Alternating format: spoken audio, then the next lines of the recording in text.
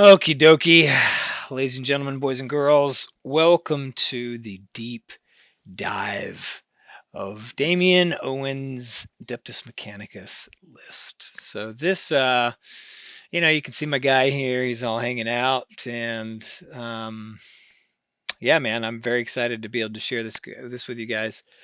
Share this with you guys. All right. So, just getting started. Check out that nice little space I put in there, just in case anybody was looking for a space. It's in there. So I started playing around 7th edition, um, and I play various numbers of armies, as it says. Admech. I got a Death Guard army. I got a pretty bunch of knights. Got some Imperial knights. I got some Custodes actually. I have a pretty big Ultramarine army. And I think that tops it off. I think those are the like 3 or 4 or 5 or how many that is. That's about all I got. I've played a lot on Tabletop Simulator. I've played a lot in real life too. Gone to LVO a few times. I've done, I don't know, I got 80th or 70 something one time in LVO. It's not bad, I guess. And another time I did Poopy. And yeah, but this list in particular is why we're here to talk about it, and why I'm here to talk about. And I think that I have found, for my style of play and the way I enjoy it, like the best list with the way currently the game is. So, kind of going through this, yeah, that's basically it. On that stuff. So here we go. Here's the list. So right off the bat, we got it's a custom Forge world. We got Data Horde, and I do spend 1 CP on the Mechanicus Locum, so I can add an extra Warlord trait, and I spend another 2 so that I can have a patrol detachment in addition. So the battalion, though, the custom Forge world, that Data Horde, that's interesting. I wish I'd have kind of put it up here. Maybe I have it on I think I have another slide. Anyway, but what it does basically is that it gives all my vehicles 6-up feel no pain. That's like the static thing that kind of comes with, that's the primary one. The second one is called like trans node power cores. And so basically when resolving an attack made with an arc weapon, which, I see some arc claws and some arc rifles in there.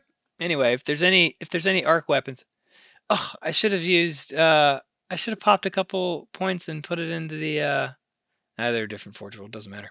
Anyway, so what it does is it makes it on 5s and 6s when resolving an attack made with an arc weapon by a model with this dogma. An unmodified hit roll of a 5 or a 6 scores an additional hit. So basically exploiting 5s and 6s. So I have 9 of these breacher dudes in there that kind of make up all the troop choices for the battalion. Yeah, there's 27 dudes there just kind of hanging out in the middle of the board. OBSEC, super tanky, blah, blah, blah. We'll dive deeper into that later. This is just the list thing. I get sidetracked. My apologies. We've got Tech-Priest Dominus in there. He's got the Auto Caduceus of Archenland. I sometimes switch that out for the Peter Cog or whatever it's called. It basically makes it a flat 3 damage weapon for close combat. Sometimes I'll do that. I don't know. Usually that's the one I take because it's cool in planes. Again, I digress. Come back to that. He's got the Volkite Blaster in there. He's got his Warlord trait. He's my Warlord, and his Warlord trait is the Learnings of the Generator. So this is from the new Psychic Awakening stuff. You get to pick 3. You get to pick 1. He's got like 3 activatable abilities. It's pretty awesome. I'll go more into that later. We got the Manipulus in there. We'll explain him later. He's awesome. He does have a Warlord trait, so that's where I spend that Mechanicus Locum on that. Gives him the Primer Medicon. It's fantastic for my list. Come all the way down. We got then we got the 3 Breachers. We talked about them already. We got the Serberys Raiders. We got 2 squads of 9. People disagree with me on that. Then I have 2 bombers. The Archaeopters. There's no C in there. Unless I misspelled it. Now I'm doubting myself. We'll just say Archaeopter right now because that sounds pretty neato. And it's what I wrote. So Fusilovs. They have the bombers. They both have command uplinks. It's a recent change to my list. I used to have one of them with chaff launchers for -1 damage to shooting, but whatever. Then we go for a second patrol detachment. This is a huge change to my list. I will go over it right now. We'll come back later.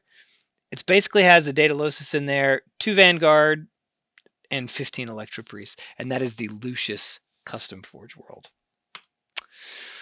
The combo! The combos! Combo bombos! So, effectively, you got the learnings of the janitor, and the one I select 98,000% of the time, 98% of the time, is 99% of the time, 99.7, 9.8. I think I've only ever selected it once. I don't even know if I've actually done it. Might be 100%. Roll a d6 each time. It's the hyper cybernetic physiology.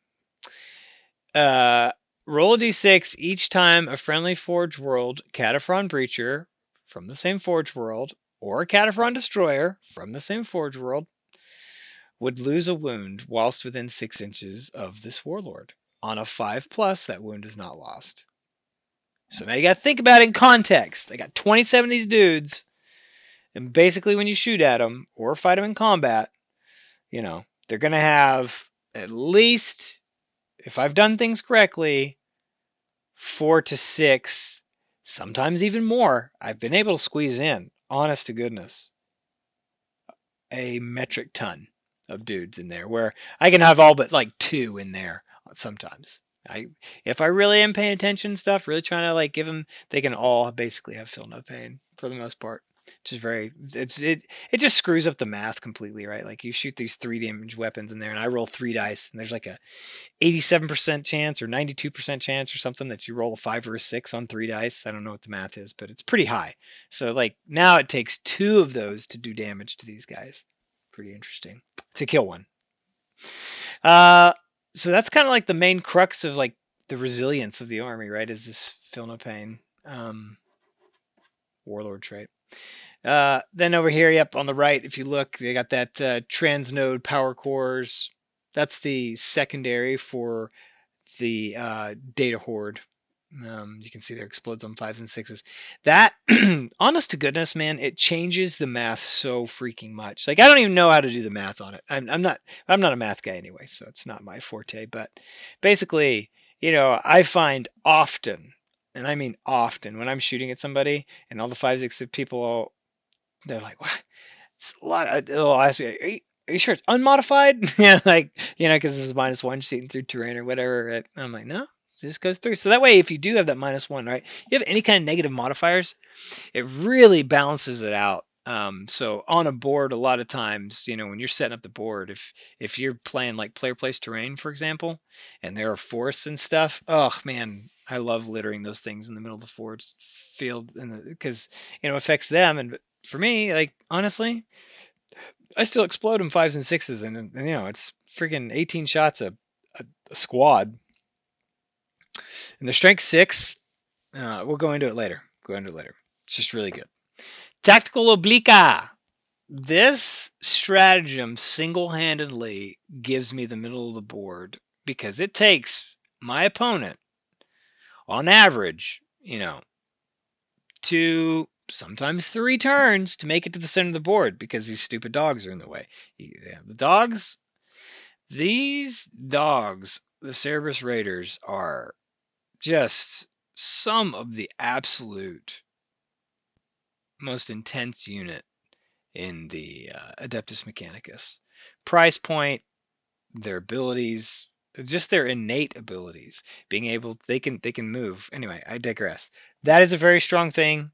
Keeps us from people just charging you across the board on turn 1 or turn 2. And then Seismic Bomb. This is another thing for slowing down my opponent. So you can see the whole manipulation behind this is basically I have this super tanky thing that's OBSEC that gets in the middle of the board, which are all the Kataphron Breachers, and then a immense amount of slowing and board control from the planes and from the dogs. So I'm just kind of messing with the opponent a lot, and that's kind of, it's, I say combo, but it's not really a combo. It's just kind of, I guess it's a combo. It's a mixture of units doing something together to make it cool. So now we'll kind of get into each individual unit. Yeah, if you have any questions about that, please, pop off and let me know, if there's anything in here that you're curious about or whatever. I'll go into more depth about stuff now, but the HQ1 in the battalion. Now this is the high-tech priest Dominus. I call him the high-tech priest. He's not really a high-tech priest. He's just tech priest. Warlord traits, learning the generator. We kind of went over that. His relic is that auto caduceus of Archenland. That basically just lets him roll a second dice if I don't like the first dice on the D3 heal. So let's imagine a plane gets shot down to like 1 wound, right? He like flies back over, bombing on the way back, mind you, because that's what their planes do. And then the dude will basically he'll heal him. If I roll a 1, I'm like, okay, re-roll that. Oh, got a 2, so now he's got 2 wounds back. For 1 CP, I heal him again. It's a stratagem for healing. I should have probably had it on here because it's relevant. But there's another strat for healing him, and so then he heals him a second time, re-rolling the dice. So chances are you're going to get like 4 wounds averagely back, off your dude. Whatever they're trying to heal, especially if it's plain. And then the full combo, giving re-rolls for ones in shooting, the feel no pain bubble, and he can heal planes 2 times in a row. Yeah, he can heal anything really 2 times, but yeah, that's the guy, man. Tech Priest Dominus. He's very interesting. Leader of my army. That's the guy. He's my warlord. All right, next we have the Manipulus. Interesting guy, this guy. The the Manipulus really changes the dynamic of my army, because what he can do is his abilities right there. He allows you to bolster weapons at the start of your turn or bolster warriors. Now, if he bolsters warriors, you get +1 as long as you're within 6 inches of him to your movement, your advance, and your charge. So it becomes quite fascinating. Like now all of a sudden all my breachers are moving 7 inches. If they don't have a shot, they get D3 to their advance +1, right? So it actually makes the army quite mobile if I don't have any shots, and I really can get some nice positioning. It's pretty cool. Bolster weapons. This is the one that he can't move if he does this. The other one he's allowed to move. But if he does bolster weapons, it basically extends the range of guns that are over 24 inches by 6. So if you have a 24-inch or more gun and he bolsters the weapons, well, now that 24-inch gun goes to a 30-inch range gun. For my guns, they're 36 inches. Uh-oh. Now they go to 42-inch range. And then with a 6-inch move, now it's 48-inch ranges on my guns. So I can basically reach from one end to the other for shooting with their guns, which is it's strong. His warlord trait, this is what I was kind of talking about earlier. It's the primer Metacon. So basically, it says it right there. He allows my infantry to within 6 inches to reroll all missed hits in combat.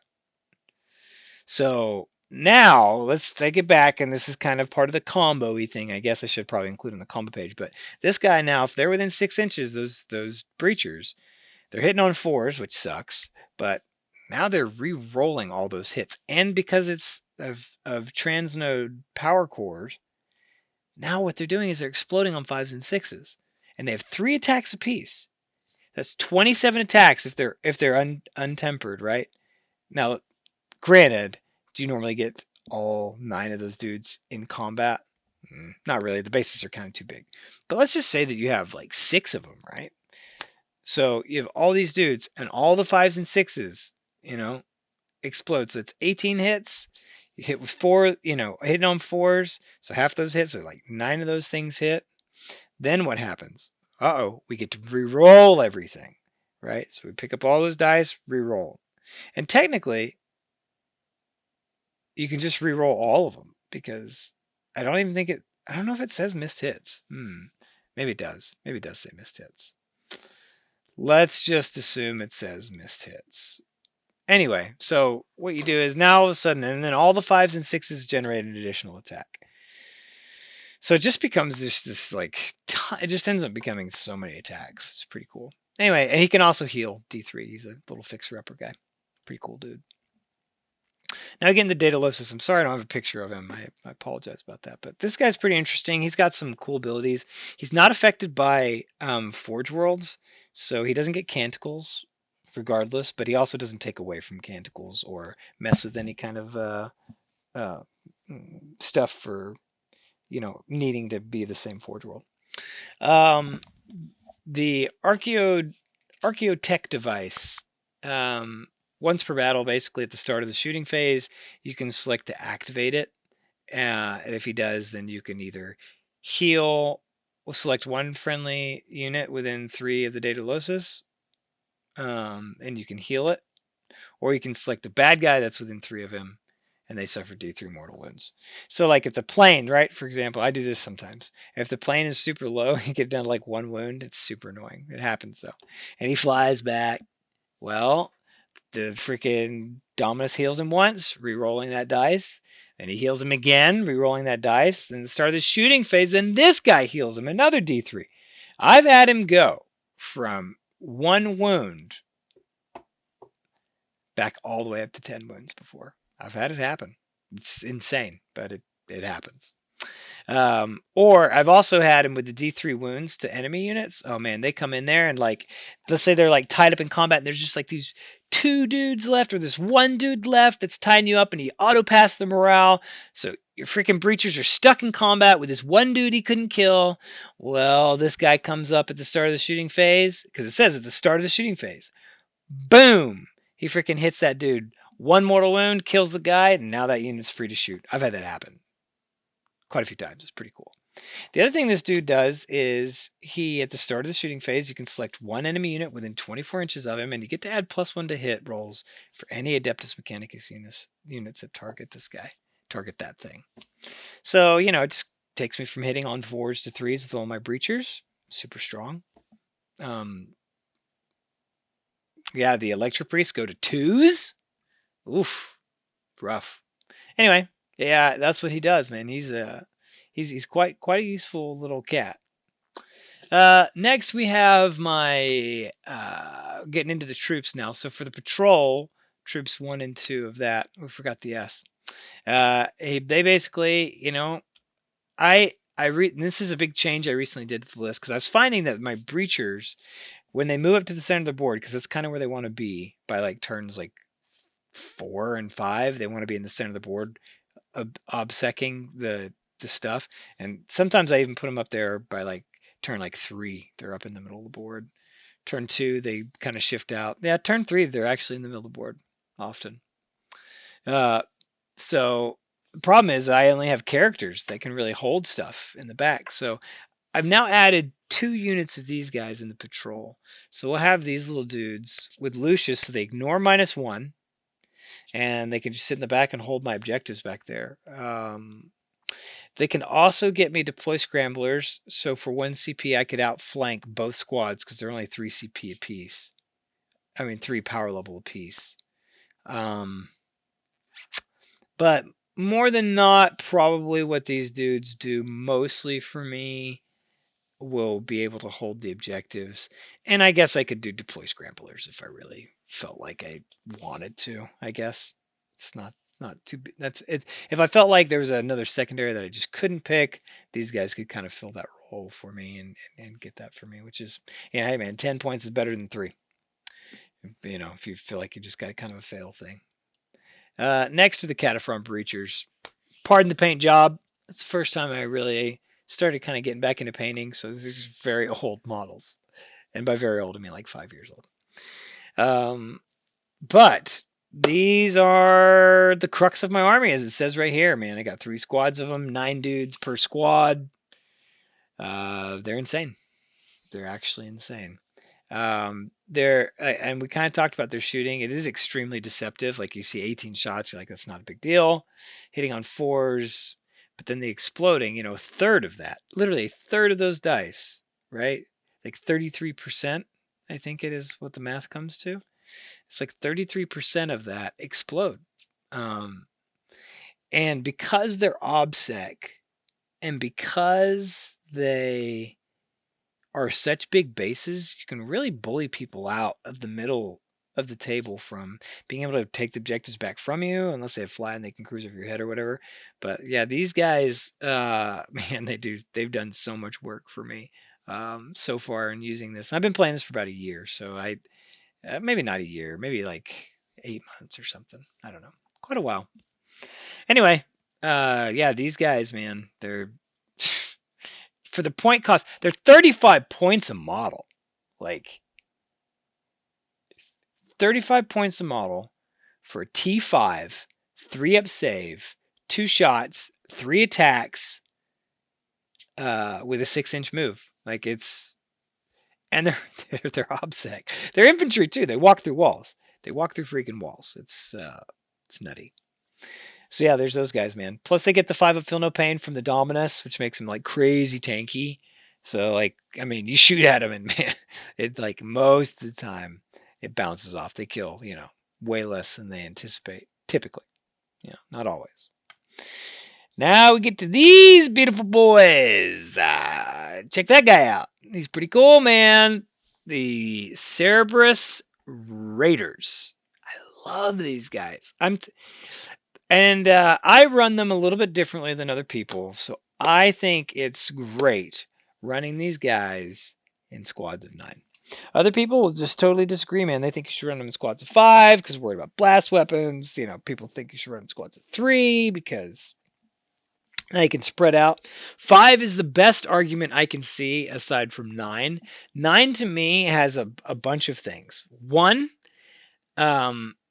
obviously, like the board area control, you can't split up too far because of the way that, staying in coherency, you got to be within 2 models basically. So but still, it's just not that big of a deal.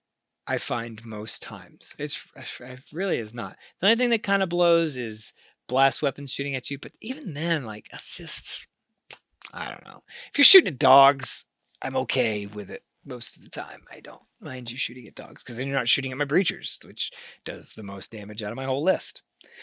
But these guys, what they'll do is they get to move up 12 inches right off the line. Boom, straight up. Game begins. And unless you have something that sits in front of me, and when people don't have like some infiltrating kind of unit that's up on the board already, and you can stop me from just running these dogs up, and I get to go first, holy moly. We're talking, 12 inches. That's 24 inches. So they basically cover like the whole middle of the board. And then these guys can snipe characters. They have this, it's called the Eye of Serberys. So basically they can, they have 18-inch range guns. They can advance and shoot. I put an enhanced data tether on them. So basically what that does is it allows them for 1 CP. It adds +2 to hit to them. And if you go do their morale with the enhanced data tether, you can reroll the dice. If the leadership sucks and you roll poorly, you can reroll it. It's so strong.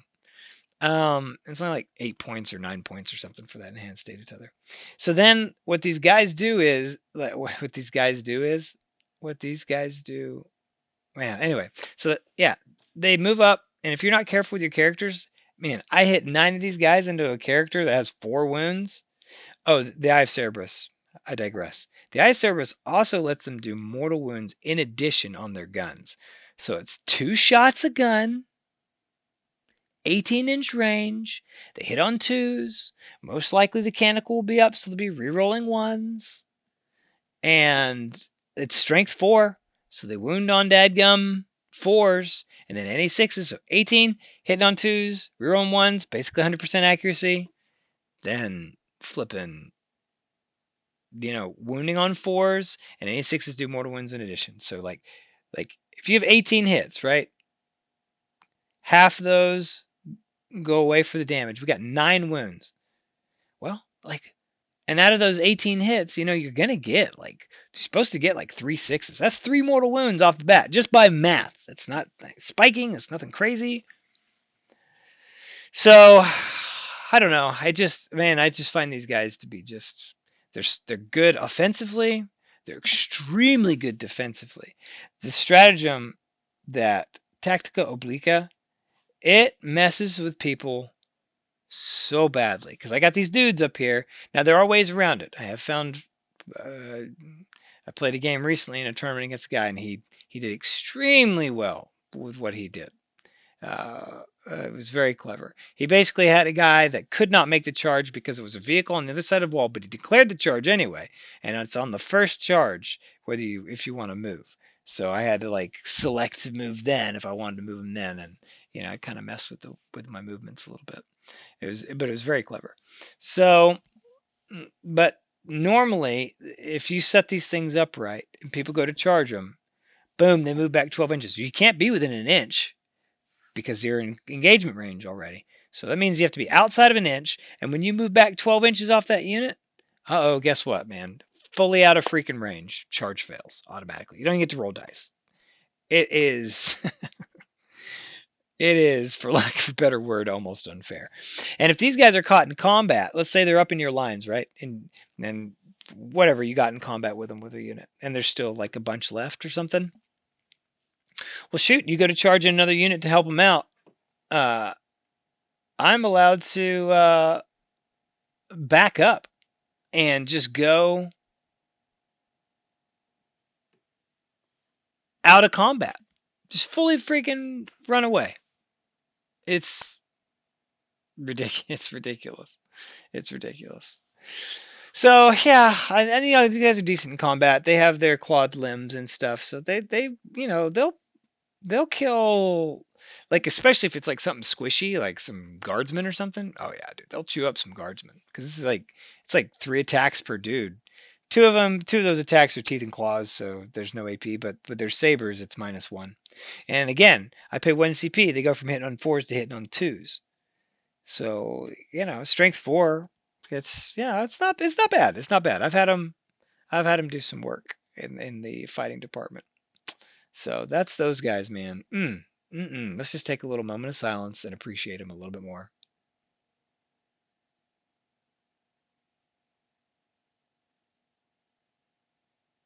Fantastic. I apologize again for not having a sweet little thingy for the Archaeopters. I don't have one painted all the way, and I didn't want to make them. I don't know, put it on here and have it look goofy. So these guys, pardon me, these guys, I tell you what, between slowing people down, shutting off auras, and just honestly, they're 12 shots they have a piece. They have 12 shots a piece. They got 3 of these Cognos heavy stubbers, which you can fire if you advance them. So they can move 70 inches and still fire their gun. Just bonkers. And these planes basically allow themselves to draw an L. So if you think of them as like a rook on the table, or a castle, or I mean a knight, not a rook. You think of them as a knight on a chessboard. That's what they're kind of like. They basically fly like these L's, because any time during their flight path, so they initially turn 90 degrees, and then they can start their movement, and then at any time during that, they can pivot another 90 degrees. So it's very difficult for them to keep the planes from doing bombs. And they bomb every turn. Every turn they fly. They do their little bombs. And for every model in the unit, it's a 4-up. It does a mortal wound. So you get these people that have like these 20-man units and stuff. Man, I pass over you 2 bombs. That's 10 dudes dead out of that unit. Just from the movement phase. If it's a vehicle or a monster, it's 3d3. So you hit like these things where like other Admech players are running these stinking whatever they're called, chicken walkers. Why can't I think of the name? Iron Strider Bellastari. There it is. People are running those these days, and they got like a squad of 5 of those things. I fly 2 planes over them. Dude, that's 9 dice. I get to roll in there as long as there's like, no, dude, it's more than that. It's more than that. I don't think I can go more than 10 though, even on that. But yeah, it's just a ton of mortal wounds that come out of those guys. Then the seismic bomb stratagem: half advance, half charge, half move on a unit. So it's like I bomb a unit that I don't like, right? I fly over and I pass over, multiple units. I bomb one unit I'm trying to kill this turn. The other unit I slow down. And then what I'll do is I'll park the plane so it's in the way of their movement. So then they really don't get any movement. Because if they're a ground unit, because you can't do it to Titanic and you can't do it to something with fly. So if I do it to something like that, oh my gosh, they're just stuck there. They're stuck there behind the plane. And it's a huge base. Like the plane is like a night-sized base. Anyway, so those dudes will just and then the command uplink. So there's an aura to shut. I mean, there's an ability, a stratagem to be able to shut off auras within 6 inches of him. So let's say like some orcs, right? I fly over and I get within 6 inches because he makes a mistake. Now all those orcs don't have. I can stop the 5 up in bone save, and I can stop the 6 up feel no pain. Yikes! Yikes! Yikes! Yikes! Yikes! And then I can pay a CP and I can make them explode too. It's just the thing that keeps on giving. These airplanes. I love these things. I have 2 of them on my list, obviously. Like, they're so great. I'd do a 3rd one if it was easy, but it's not. Guess I could do one out of the patrol now that I have a. I digress. Corpusari Electro-priest. So recent huge change to this. Before I've had just 1 battalion detachment. Now I have the patrol of Lucius. So these guys, now for 1 CP, I can deep strike them. Where before I was outflanking them. So now if we're talking about some deep striking kind of stuff going on, they can drop anywhere on the board. Oh, it's so powerful. It's so powerful. With their guns, they're strength 5, no AP, and they basically have 5 up in bone save, 5 up feel no pain. On 6s when they go to shoot, it explodes like Tesla. If you're not familiar with Tesla, that just basically means it adds, on 6s to hit, it adds an additional 2 hits. So if I drop near the Daedalosus, he marks something as +1 to hit. I'm hitting you on 2s, I'm rerolling my 1s, and 6s explode for 2 additional hits. There's 45 shots come out of this unit. You do the freaking math. It's insane. Then I pay a CP, and it allows their weapon to be -2. Yikes. And I put on here also, good, I put it on here. So the Canticle, another purpose of switching them to Lucius, aside from the deep strike stratagem that it comes with, they now are allowed to replace one of the Canticles with the Lucius Canticle. That Canticle says you increase for this turn, for the duration of the freaking Canticle, you increase the invulnerable save by +1 to a maximum of 4. So these guys drop in, they got a 4 up, 5 up, and don't let them, exactly what I put on here, don't let them be on an objective when they drop in, because that means they got a 3 up invuln save until the start of my next turn, plus additional attack. Yeah, it's just, man, these guys, I think the Corpusari are just phenomenal. So many shots, and now being able to drop anywhere on the table, I really haven't even got to play it yet. I have not played this list yet as it's been redone. The other list I've played a ton without having the second patrol. Again, it was just 1 battalion. Now I've switched to, I put the Daedalosus in the patrol, add the 2 little vanguards, and put the priests in there. So, yeah, these guys, they're so good at being obnoxious, and just they do a ton of wounds, man. It's a ton of wounds coming out of these guys. How the list plays. It's not as simple as it portrays. Okay. Secondaries. While we stand, we fight. I pick most of the time. Engage in all fronts is the second one. So while we stand, we fight. Just to clarify it, I absolutely should. I'm sorry.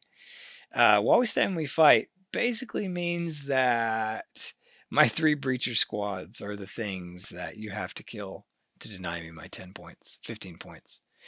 And I usually end up with about 10 points out of it. I'd say that's pretty normal, which is great. It's great. Engage in all fronts. I take it. Uh, I don't like taking this one because I feel like it like makes your planes go to places that you don't necessarily want them to go all the time. But I have taken it many times, and you do get a decent amount of points off of it. Direct assault, priority targets, those are good. Data intercepts, pretty good. Vital grounds is great. I think everybody should take vital grounds when it's up and available. I will also, so now oh no, I can't remember the name of it now. I talked about it earlier. Basically being able to deploy scramblers. Yeah, so now this army can do it a lot easier with having the 2 extra little vanguard guys in there. It'd make it pretty simple to put that little squad because they're Lucius too. I could deep strike them. I don't just have to outflank them. I can outflank both units for 1 CP, but for and then 1 CP per unit, I could also deep strike them with Lucius. So I don't know. It's that's a pretty interesting thing. It opens up a lot of potential cool stuff. I mean, even at this point, raise the banners. I could raise the banners pretty easily with those 2 little guys too. Um, yeah, definitely opens up a lot of stuff. So a lot of times though, I'll take while we stand we fight. I'll take domination a lot if depending on how the objectives are. If there are 5 objectives, I will definitely take domination. If there are like 4 objectives, I don't like taking it as much. It just makes it way more complicated. And that's kind of where you'd want to put one of these other ones in. And engage in all fronts, I guess, isn't as bad now because the dogs. I guess having the extra stuff, having the extra little vanguard guys does make engage in all fronts a lot better. Just because those dudes can just chill out on either side of the board. Now I got to worry about is just the other 2 table quarters. Dogs are over there anyway. Planes are basically over there most of the time, and yeah, I don't know. It's pretty awesome. Secondaries are pretty great for my list. I don't feel like I struggle. Well, I've struggled a lot for the 3rd pick a lot of times, but oh man, and the other thing that's great about Admech is, oh, if they have any kind of psychers, like if they have like 3 character psychers, oh, Abhor the Witch is so good. I love it so much. It's like easy points because it's freaking the Raiders just pick up the characters, and I'm like, there's 15 points, easy peasy lemon squeezy. It's really great. Different kind of play styles. Occupy France. That's what I call this one. It's where if you're like a super shooty army,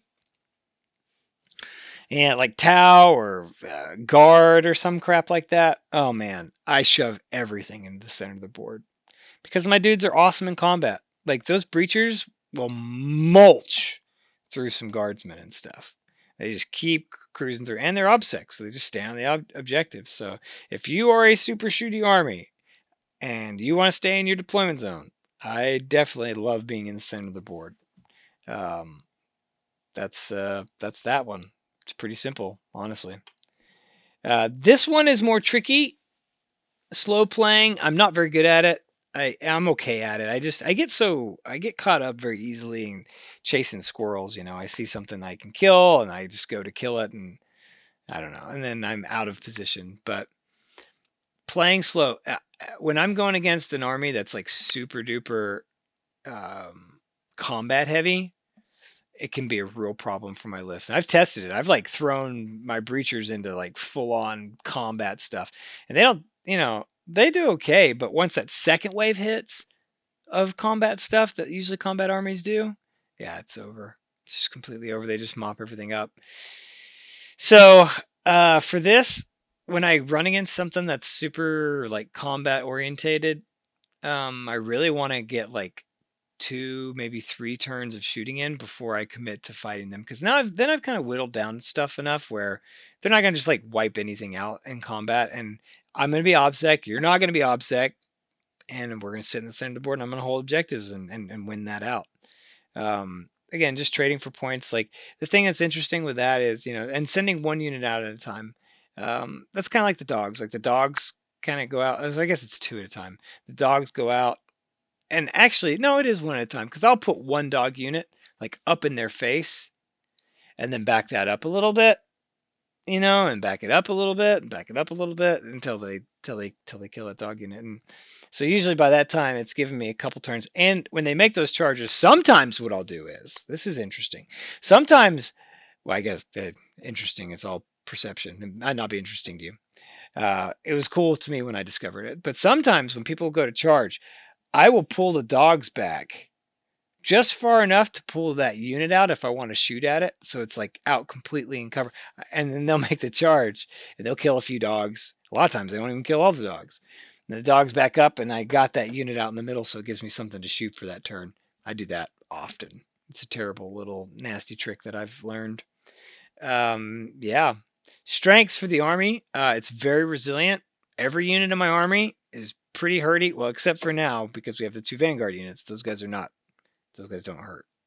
But they're not supposed to, I suppose. My shooting is very scary. You don't have to go first with this list. Or second. Doesn't matter. Really, honest to goodness, does not matter. I think that is one of this. When you're making your lists, if you can go first or second and it really is not that relevant to you, you have such an upper hand on all the games that you're going to play because you've removed that whole variable. You plan for going first or second because now we have to do the dice roll and it just, you just set it up either way.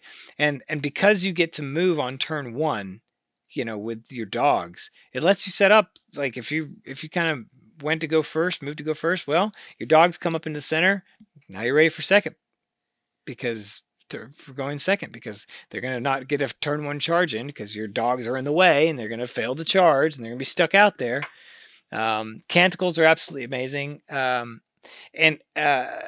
Canticles, if you haven't really used Canticles that much, like when those things come up on the right time, like going from strength 6 to strength 7 in combat, it makes a difference. I've had litanies of the Electromancy literally kill Gullyman before.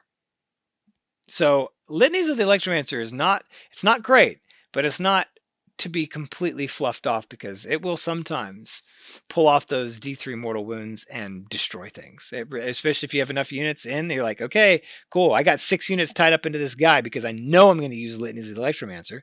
Boom, pop it off. Blue, kills that dude. It's it's crazy. It's crazy. And then using people's target priority. So people screw up in their target priority. Like they're like, I should shoot at the planes. I should shoot at other things. If they don't kill the breachers in time, they will lose the game. You have to focus on the breachers. But if they're not focusing on killing the other things and they're focusing on killing breachers, that'll make them waste turns. And then all those little dogs cause so many problems. And the planes keep bombing. It causes so many problems. And the priests come in and they wipe up on the other side of the board. And I still have breachers left. You didn't kill all those breachers in 3 turns of shooting.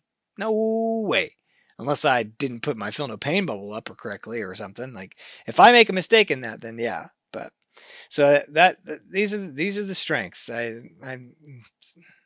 Next, the weaknesses. Time is a big problem because I have a lot of models. So if I'm not super fast on time, I played a tournament recently. I freaking timed out the last 2 games that I played.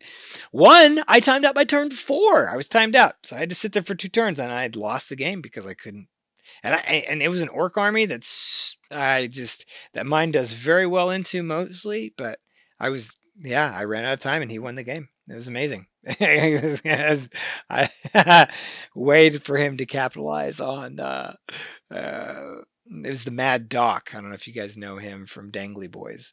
That sucker freaking won the game, and he played extremely well. I mean, kudos to him for making that lemonade out of lemons.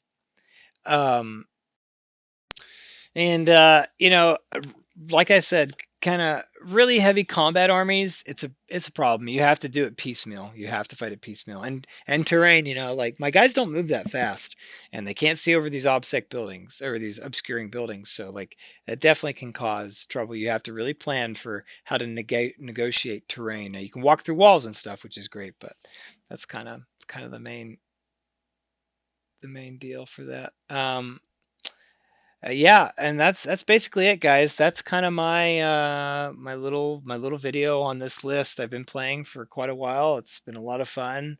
I look forward to the new Admech book coming out, and we'll see what kind of changes that we get there. If you have any questions yet, please leave the comments down below. Like and subscribe, and um, please keep supporting us, guys, so we can keep doing this. We're having a ton of fun, and we appreciate all the support that has been done so far.